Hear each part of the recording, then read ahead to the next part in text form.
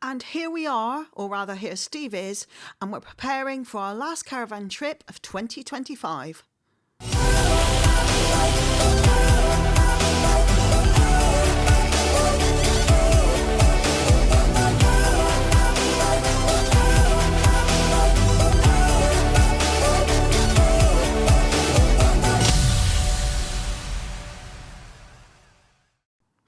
And so here we are, leaving our estate in Swindon.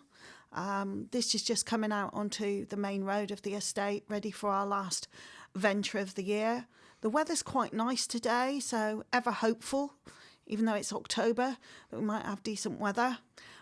We have heard on our journey that there's a problem. We will be going south on the M4, and we've heard that there's a problem. The motorway is closed this weekend, ironically, for bridge work to be done, and that means we cannot go the whole way on the motorway that we would normally do.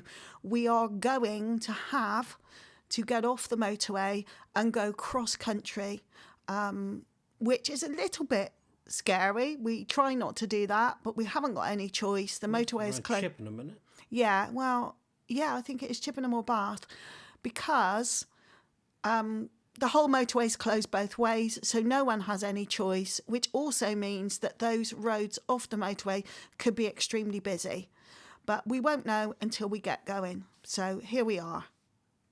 We make the conscious choice to get off at Chippenham because we know the area very well.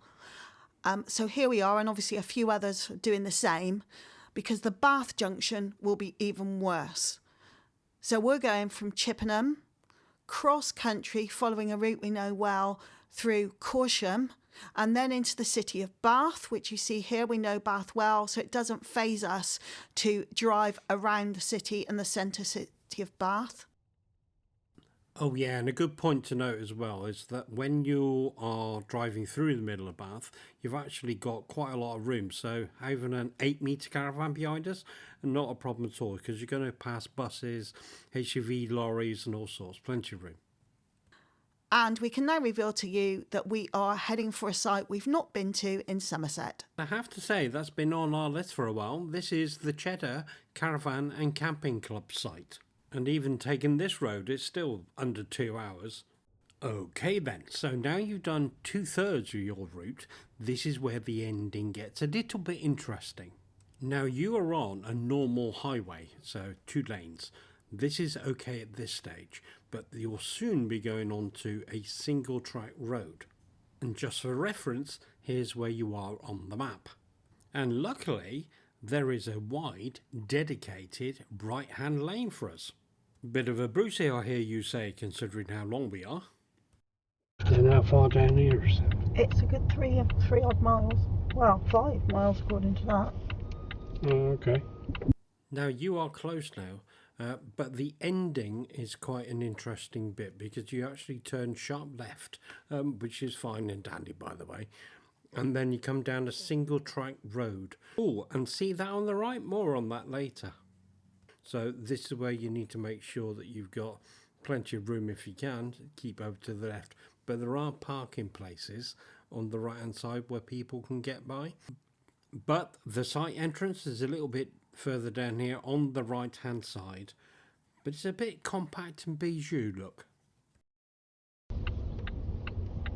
Quite a narrow entrance. Can you get through there?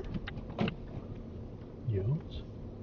Now Fiona was right, this is why you take your time coming through here, and also why the caravan club has pointed you down the road to turn right into the site, not trying to do a left, because I'll imagine that would be quite a turn. Now looking at this from the rear camera point of view, oops, there was somebody hidden there though. Anyway, so what I've done was I've taken the car a little bit past it, not too much, just so that when I straighten up, I then bring the caravan in a more or less straight line.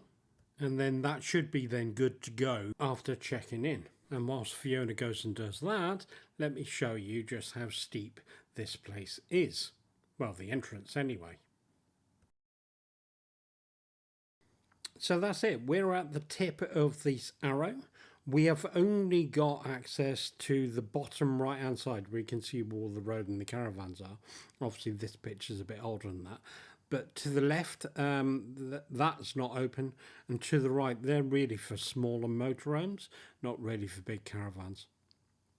Now, luckily for us, there's not that many coming in today, but the guy, very nice chap by the way, we do tell him which way our satellite needs to be pointing, and he tells us where to go and park. Now also, because it's not that busy, he's telling us not to bother to park on the grass either, and just to put the car in an adjacent pitch. Now for ease, it looks like the pitches that are straight ahead are okay, and the ones to the left going clockwise around the site are okay. Looks like going further up, there are caravans on that other picture by the way, but it looks like you'd have quite a sharp turn to get up there. But anyway, so we go around to the left here, where I can see that this caravan is quite heavily lifted at the front, so that's a good job our movers are attached and hydraulic. And so anywhere along here would be superb. Now we were also made aware that the dog walk is on this left hand side, so we are going to sit on the right. Now also, just because I like checking, I'm just going to have a look at the compass on the phone and just see which way the satellite is pointing, and along with these trees as well. And it does suggest a little bit further down here would be better, probably down past this bush. And so the decision is made, so we just take a little bit further down using yet another spare pitch further down those, and then we'd get the car unhooked off the front, and then we reverse back. I'm gonna have to say this was really easy, because you know that pitch is almost flat anyway, and it just needed a little bit of tweaking to get the wheels level to put a lock on, and that was it. We were done. And the car can stay in the pitch that it's in, and I've left enough room for a 2.5 metre awning anyway. Kerching springs to mind, and it's not raining. Right, this is the dog walk. We've just arrived. They did say it was small, to be fair, and the review said it was, but you've got to access it, I guess, by walking on the grass. I mean, it's quiet now, so I can walk across a pitch, but I suppose it'd be a bit annoying if you had this pitch and people kept walking across the grass to use the dog walk.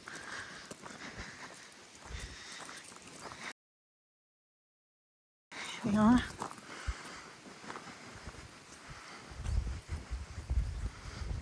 Please keep off the walls, it says. Dry stone wall. Not lovely. Lovely dry stone wall. And this is it. Little gravelly path. Literally probably goes down here, round over where that tent is, if you could see the tent over there. Probably it. These wolves are quite cute, aren't they? Oh, it's a dog bin. Don't tell me they can hear a tractor. It's what, 50 metres? But the odd thing about it is it's the bank and it just leads up to the children's play area, which is quite unusual to have a dog walk. That kind of, there's no real end to it. I mean, there are no kids here. There's only about 4 caravans. You know, carries on round. Look, the swings.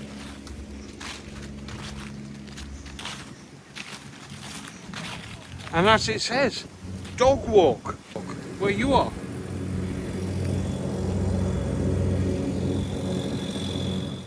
And now, after getting the awning set up, I get taken short and have to go find the gents' loos. Now, because there is somebody in there, I'm not able to make that much of a noise, but anyway, you can see how they're set up. There are only 3 urinals, so I can imagine this is quite busy in the summer.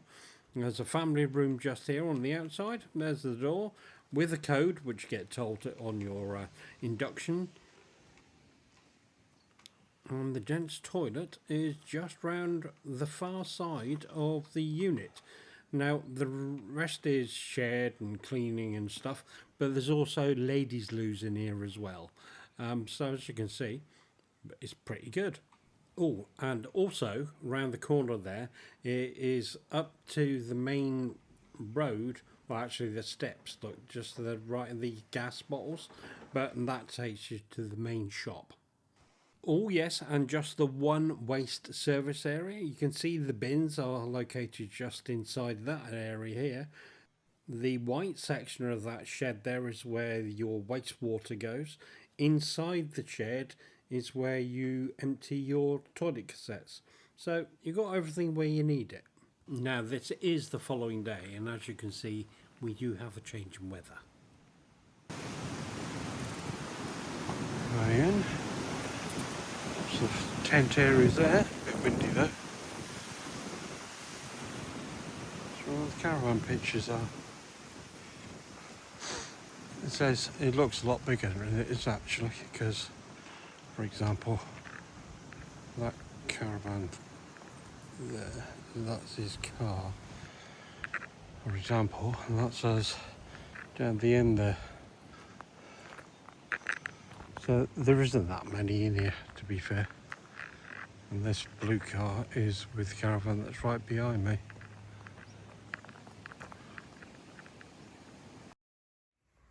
So, how was the shower?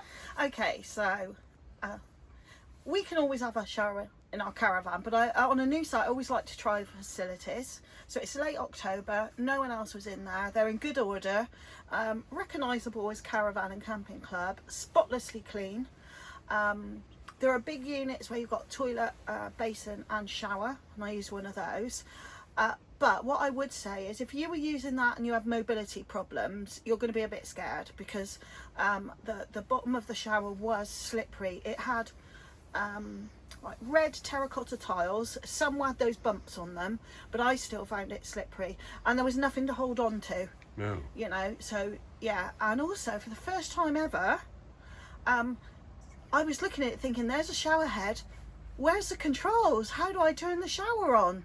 Okay. So I go back out into the main bathroom bit, and there's a sign that says pull the cord to start the shower. So I go back in, and sure enough there's a cord, and I pull it and the shower comes on. But of course you then have no control. Whatever comes out is what you get. What do you mean, a lighting cord? Yeah, looks like a lighting cord. It's white. And whatever you, so of course straight away it's freezing cold. Then it was lovely and warm, it was absolutely fine. And the good thing was, it wasn't one of those annoying ones where it goes off every 30 seconds, you keep having to bang a knob. Oh yeah, yeah. It stays on for the whole time that you want to have a shower. So would I use them again this week? Yeah, absolutely I would.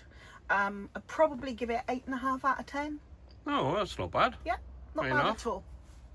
And another useful tip is that just here on the right is a farm. It's just up from the site, and they do breakfast. They have a little cafe so many days a week where you can go in. You'll need to check out the hours. This is where I walk the dog every day. It includes a footpath where there's no actual footpath. But anyway, hope you've enjoyed that. See you soon. Please like, Subscribe, and don't forget to hit that little bell.